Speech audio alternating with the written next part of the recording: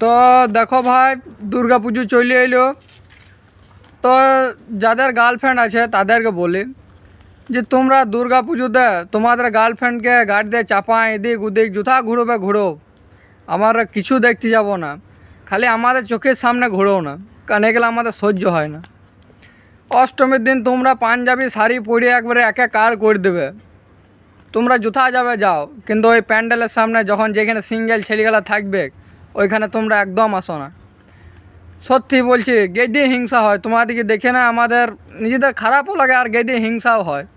আর ভাই তোমরা আমাদের চোখের সামনে 10 বার আসা যাওয়া ঘোরাঘুরি করো কেন? অন্য ফাঁকা রাস্তা অনেক আছে, তোমাদেরও ভালো দুজনে একা থাকতে পাবে।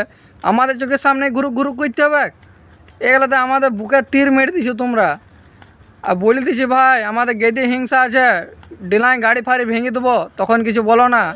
আর তারপর তুমি যদি ভাবো আমাকে ধরে নেবে, একবারে ছিঁড় ফিটিং দৌড় মারবো, তুমি কিছু খাইতে লাগবে ভাই।